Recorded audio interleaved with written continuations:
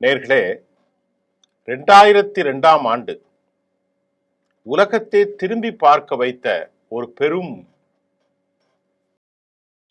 குஜராத் மாநிலத்தில் நடைபெற்றது. அதனுடைய சுவடுகள் இன்றைக்கும் அவ்வப்போது செய்தியாக வந்து கொண்டிருக்கிறது. ஸ்டீட்டா செட்டாவட் போன்ற ஆளுமைகள் நியாயத்திற்காக நரோடா பாட்டியாவில் நடந்த பெஸ்ட் பேக் வழக்கு, இப்படி குல்பர்கா சொசைட்டி, இப்படி வன்சாரே எழுதிய கடிதம், இதுல இந்திய பிரதமர் அவர்களுடைய பெயரும் உள்ளே வந்தது, அமித்ஷா அவர்களுடைய பெயரும் வந்தது, இந்துத்துவாவுடைய பாபு பஜ்ரங்கி, மாயா குண்டானி கலவரம், கோத்ராவின் ரயில் எரிப்பு, இது மறந்து போய் இப்பொழுது 23 ஆண்டுகள் ஆகிவிட்டது. இன்றைக்கு உண்மையிலேயே குஜராத்தில் வாழ்கிற முஸ்லிம்களுடைய நிலை எப்படி இருக்கிறது என்றால், அவர்கள் வெறும் ஒடுக்கப்பட்ட மக்களாக, அவர்கள் வாழ்கிற இடங்களில் அடிப்படைகள் எதுவும் இல்லை என்பதும், கூலிகளாகவும் பயந்த நிலையிலும் வாழ்கிறார்கள் என்பதுதான் குஜராத்தின் முஸ்லிம்களுடைய நிலை. இது ஒரு பக்கம் போகட்டு. ஆனாலும் குஜராத்தில் அகமதாபாத்தில் தற்போது நடந்திருக்கக்கூடிய ஒரு சம்பவம் மீண்டும் பழைய நினைவுகளை நமக்கு அசை போட்டு காட்டுவதாக இருக்கிறது. என்ன சம்பவம்? மீண்டும் கலவரங்களை தூண்டுவதற்கான நடவடிக்கைகளாக இது இருக்குமோ அப்படிங்கிற ஒரு அச்ச சூழ்நிலை காணப்படுகிறது. ஆம், 7th டே அட்வான்ஸ்ட் ஹையர் செகண்டரி ஸ்கூல் என்று மணிப்பூரில் ஒரு ஸ்கூல் இருக்குங்க. அந்த ஸ்கூல்ல 10வது படிக்கக்கூடிய 2 மாணவர்களில் மோதல் நடைபெற்று ஒருவருக்கொருவர் கத்திகளால் தாக்கி முஸ்லிம் மற்றும் ஹிந்து மாணவர்களுக்கிடையே நடைபெற்ற அந்த பிரச்சனையில் ஒரு மாணவர் கத்தி குத்துப்பட்டு இறந்து போய்விட்டார். இது பெரும் மனவலியான மோசமான ஒரு நிலைப்பாடு. மாணவர்களுக்கிடையே, அதுவும் ஹையர் செகண்டரி ஸ்கூல்ல நடந்தது யாரும் ஏற்றுக்கொள்ள மாட்டார்கள். இது ஒரு கிரிமினல் நடவடிக்கை. இத ஹிந்து முஸ்லீம் என்பது எங்கேயும் இந்த பிரச்சனையிலே நடக்கவில்லை. 2 மாணவர்களுக்கிடையே நடக்கிற பிரச்சனை, 2 காதல் நடப்பதும், 2 ஆண் பெண் பாலினங்களுக்கு ஏற்படுகிற இன கவர்ச்சி, அப்படித்தான் நாம் அதை பார்க்கிறோம். ஏனென்றால் இந்துக்களாக இருந்தாலும் முஸ்லிம்களாக இருந்தாலும் ஒரே தாயுடைய பிள்ளைகள் தான். இந்த சம்பவம் நடக்கிறது. குத்திய மாணவன் கிரிமினல், அவன் ஒரு முஸ்லிம் சமூகத்தை சார்ந்தவன். இறந்து போன ஒரு மாணவன் ஹிந்து சமூகத்தை சார்ந்தவன். அவர் தாய் தகப்பனுக்கு ரொம்ப கஷ்டமும் வேதனையும் இருக்கும். இது நமக்கு தெரியாத ஒன்றுமில்லை. இதுக்கு பின்னாடி இந்த சம்பவத்தை பெரிதாக்கி கலவர நடவடிக்கைகள்ல பஜ்ரங் தள், விஸ்வ ஹிந்து பரிஷத் போன்ற அமைப்புகள் ஒன்று சேர்ந்து ஸ்கூல் வளாகத்துக்குள்ள மிகப்பெரிய போராட்டத்தை அவர்கள் ஆரம்பித்தார்கள். அது மட்டுமில்ல, இஸ்லாமியர்கள் யாரும் இந்த ஸ்கூல்ல முஸ்லிம் மாணவர்களை அட்மிஷன் கொடுக்க கூடாது என கடுமையான நிர்பந்தத்தை அவர்கள் ஏற்படுத்தியதாகவும், எந்த தவறுகளும் செய்யாத, இந்து முஸ்லிம் பிரச்சனைகள் என்று என்ன என்பதை அறியாத ஏனைய முஸ்லிம் மாணவர்களுக்கும் டிசி கொடுத்து அவர்களை இந்த பள்ளியிலிருந்தே 7th டே அட்வென்டின் ஹையர் செகண்டரி ஸ்கூல்ல இருந்து நீக்கப்பட வேண்டும் என்று இந்த அடிப்படை மத கலவர குழுக்கள் கடுமையான நிந்தனை போராட்டங்களை ஆரம்பித்திருக்கிறார்கள். மீண்டும் குஜராத்தில் இது பற்றி எரிந்துவிடக் கூடாது என்பதுதான் இது ஒரு முக்கியமான கவலை. இந்த நிலையிலே பள்ளியை அவர்கள் என்ன சொல்கிறார்கள்? இந்த பஜ்ரங் தள் விஹெச்பி என்ற அந்த மணிப்பூரிலிருந்து, காந்திநகர் அப்படித்தான் நினைக்கின்றேன், மணிப்பூர் அல்ல, மணிநகரிலிருந்து அந்த 7th டே அட்வான்ஸ்டு ஹையர் செகண்டரி ஸ்கூல்ல இந்த பஜ்ரங் தள் விஹெச்பி சொல்லியிருக்கிறார்கள், ஸ்கூலை கொளுத்த வேண்டும், எரிக்க வேண்டும், பள்ளி ஆசிரியர்களை எரிக்க வேண்டும் என கோஷமிட்டதாகவும் கூட அங்கிருந்து வரக்கூடிய செய்தி கவலை தொய்ந்த செய்தியாக வெளியாகி இருக்கிறது. டைம்ஸ் ஆஃப் இந்தியா தனது செய்தி கட்டுரையில், செய்தி அலசலில் இந்த செய்தியை கொடுத்திருக்கிறது மூலம் நாம் அதை உறுதி செய்வதாக இருக்கிறது. டைம்ஸ் ஆஃப் இந்தியாவுடைய இந்த செய்தியில இது உறுதி செய்யப்பட்டிருக்கிறது. பஜ்ரங் தள் ஏற்கனவே மக்களை எரித்தார்கள். பாபு பஜ்ரங்கி போன்றவர்கள், விஹெச்பி போன்றவர்கள், அடிப்படைத்துவ ஹிந்துத்துவா அமைப்புகள் தான் இந்த பயங்கர கலவரத்தில் ஈடுபட்டதை ஸ்டிங் ஆபரேஷன் தெளிவாக சொன்னது. 2002 பிப்ரவரி 27, 28, 1ஆம் தேதி வரைக்கும் காவல்துறை கைகள் கட்டப்பட்டது. அன்று பிரதமர் நரேந்திர மோடி அவர்களுள் மாநில முதல்வராக இருந்தார். இன்றைக்கு ஹோம் மினிஸ்டராக இருக்கக்கூடிய அமித்ஷா அவர்களும் கூட அன்றைக்கு உள்துறை அமைச்சராக குஜராத்தில் செயல்பட்டார். கடைசியில் அவர்களும் காரணம் என்றெல்லாம் வழக்கு தொடரப்பட்டு அவர்களுக்கு இது சம்பந்தம் இல்லை என வழக்காடு மன்றத்தில் இருந்து அவர்கள் விடுதலை ஆனார்கள். குஜராத்தில் சில காலம் கால் வைப்பதற்கு அமித்ஷா அவர்களுக்கு தடை. அதற்கு பின்பு பாரதிய ஜனதாவினுடைய பொறுப்பாளராக அவர் உத்தரப்பிரதேசத்திற்கு நியமிக்கப்பட்டார். அங்கும் ஜாட் மற்றும் முஸ்லிம்களுக்கிடையே மிகப்பெரிய கலவரம் 2013 நடந்ததையும் கூட நாம் நினைவுபடுத்த வேண்டிய ஒரு கால சூழ்நிலையில் கள யதார்த்தத்திலும் இருக்கிறோம். ஆகவே இந்த நிகழ்களில் காவல்துறை மௌனம் காப்பதாக, ஏற்கனவே கட்டி போட்ட அந்த காவல்துறை தற்போதும் மௌனம் காக்கிறது என்ற செய்தியையும், அங்கிருந்து கம்ப்ளைண்ட புட்டப் பண்ணக்கூடிய ரீபன் பாய் என்கின்ற சமூக ஆர்வலர் தன் வருத்தத்தை பதிவு செய்கிறார். ரிபன் பாய் என்ன சொல்கிறார்னா, எரிக்க வேண்டும் என்று சொன்னார்கள். ஏற்கனவே எம்பியை காங்கிரஸ் எம்பியை எரித்தார்கள். அவரது மனைவி கடைசி வரைக்கும் போராடி நீதி கிடைக்காமல் அவர் மரணித்து போனார். ஒரே வீட்டில் நரோடா பாட்டியாவில் 69 பேர். ஈசான் ஜாஃப்ரி அவருடைய மனைவி ஜக்கியா ஜாஃப்ரி அவர் மட்டும்தான் தப்பினார். அந்த ஊரில் இருந்த அனைத்து முஸ்லிம்களும் எரிக்கப்பட்டார்கள். பெஸ்ட் பேக் வழக்கறி இதெல்லாம் நடந்து முடிந்தது. உண்மையிலேயே கோத்ராவில் 52 ராம பக்தர்களை எரித்தார்கள். எந்த பாவிகள் எரித்தார்கள் தெரியாது, அல்லது இயற்கையாக நடந்ததா தெரியாது. கோத்ராவில் எரிந்து போன ராம பக்தர்கள், அவர்களுக்கும் இந்த கலவரத்துக்கும் எந்த சம்பந்தமும் இல்லை. அவர்கள் அயோத்தியாவிற்கு சென்றுவிட்டு வருகின்ற போதுதான் இந்த எரிப்பு சம்பவம் நடந்தது. அதற்காக திட்டமிட்டு அப்பாவி முஸ்லிம்களை எரித்தவர்கள் தான் இந்த அடிப்படை ஹிந்துத்துவா குரூப் என்பதையும் டைம்ஸ் ஆஃப் இந்தியா தன் செய்தியிலே இந்த மணி நகர் கலவரம் குறித்து நாம் இதை பார்க்கிறோம்.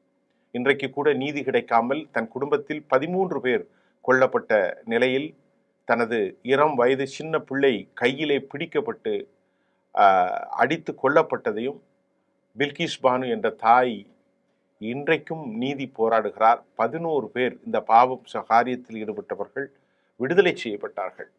அவர்களுக்கு கிளீன் சிட் கொடுக்க வேண்டும் என இன்றைக்கு இருந்த பாரதிய ஜனதா அரசாங்கம் கோர்ட்டை அணுகி அவர்கள் விடுதலை செய்யப்பட்டு தேசம் முழுவதும் 14 பேரை வன்புணர்வில் ஈடுபட்ட இந்த பாவிகளை வெளியே விடக்கூடாது என குரல்கள் எழுந்து மீண்டும் அவர்கள் லட்டு கொடுத்து வெளியே வரவேற்கப்பட்ட சம்பவம் கூட மனசாட்சியை ஆட்டி போட்டது.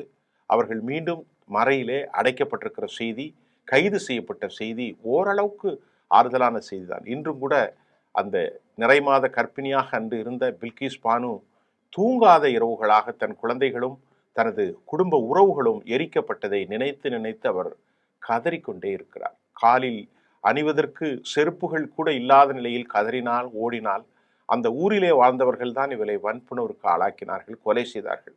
அண்ணா என்னை தெரியவில்லையா என்று கூட அந்த பெண் கேட்டாள். அதை கூட மறுத்தார்கள் என்றும் அவள் சாட்சி கூறியிருக்கிறார். இந்த நிலையிலே தான் 2 பேர், மகா மண்டலேஸ்வரி, ஈஸ்வரி நந்தினி, இவர்கள்தான் மகா மண்டலேஸ்வரி ஈஸ்வரி நந்தினி என்று சொல்லக்கூடியவர்.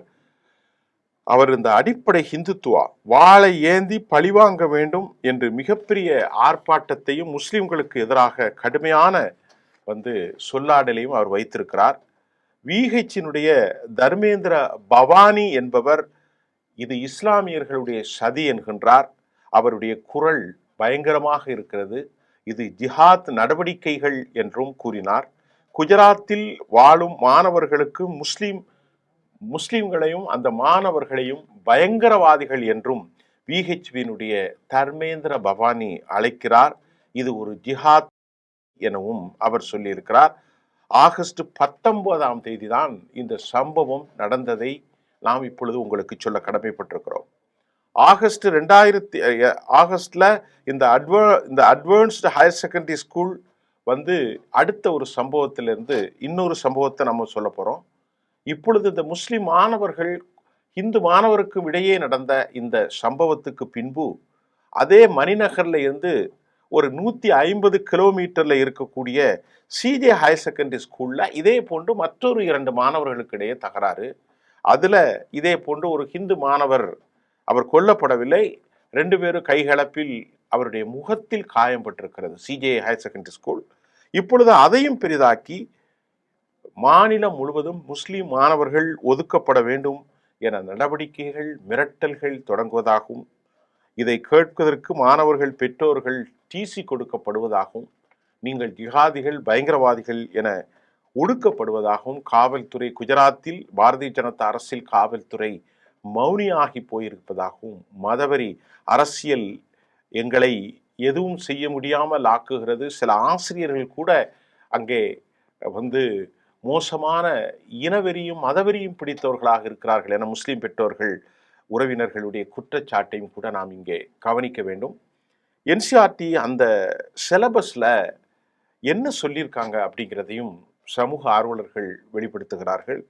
அதாவது இளம் வயதிலே அவர்களுடைய உள்ளங்களில், பிஞ்சு உள்ளங்களில் நஞ்சை கலக்கும், விஷத்தை கலக்கும் என்சிஆர்டி சிலபஸ்ல இருக்கு.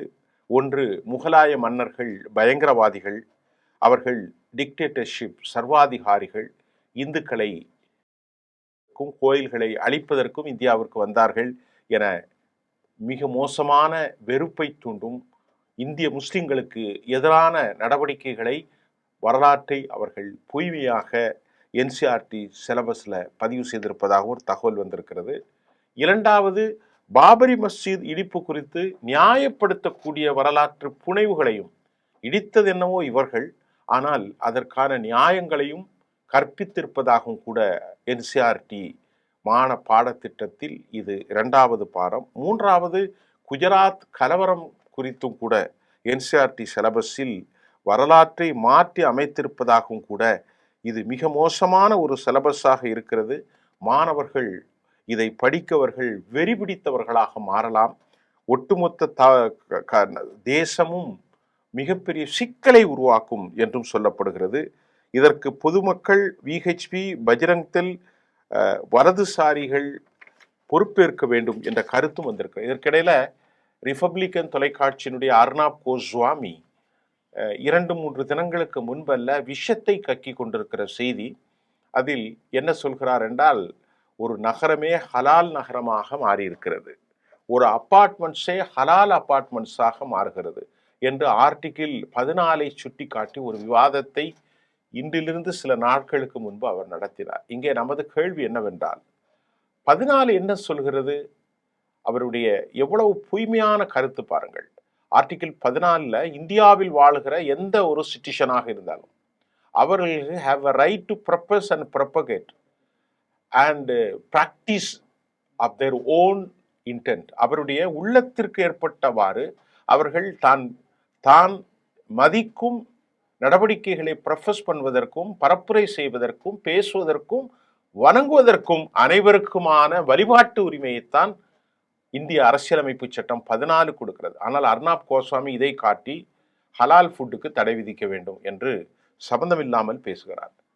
நீங்கள் ஹலால் ஃபுட்டால் வேண்டாம் என்றால் ஜக்கா முறையிலே உணவை அறுத்து பலியிடலாம், அதை யாரும் சாப்பிட்டுக் கொள்ளலாம். யாரும் சாப்பிடக்கூடாது என்று சொல்லவில்லையே, ஹலால் தான் சாப்பிட வேண்டும் என்று யாரும் மறுக்கவில்லை. ஹலால் முறையில் முஸ்லிம்கள் இறைவனின் பெயரை சொல்லி அறுத்தால் அதை சாப்பிடுவர்கள் சாப்பிடட்டு, அது எங்களுக்கு பிடிக்கவில்லை என்றால் மற்றொரு கடையில் நீங்கள் ஆரம்பித்துக் கொண்டு வாங்க வேண்டும். இதுல ஒன்றும் பிரச்சனை இல்லையே. இதற்கிடையே இந்தியாவில் இது ஒரு விவாதமாக நடத்த வேண்டுமா? இன்னொன்னு, ஒரு அப்பார்ட்மெண்ட்ஸை வட்டி இல்லாமல் கொடுக்கிறார்கள். அவர் சொல்றார், யார்? ஆர்னாப் கோஸ்வாமி அவர்கள். அது எவ்வளவு பெரிய இந்தியாவுடைய செக்யூலருக்கு எதிர் நிறுவனம் கொடுக்கின்றது வட்டி இல்லாமல். அதற்கும் கர்னாப் கோஸ்வாமிக்கும் இந்திய ஒற்றுமைக்கும் என்ன பிரச்சனை?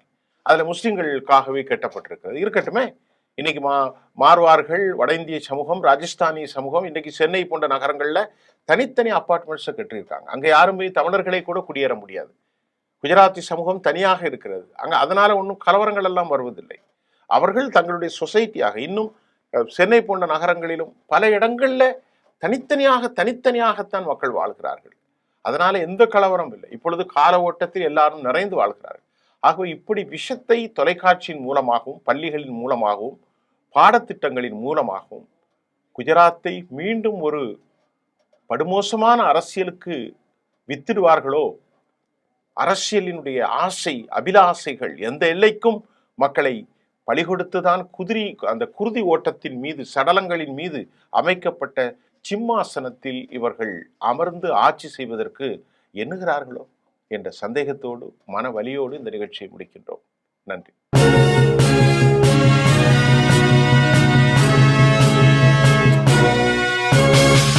உடனுக்குடன் அப்டேட் தெரிந்து கொள்ள ஜெம் டிவி தமிழ் ஆப்பை இன்ஸ்டால் செய்யவும்.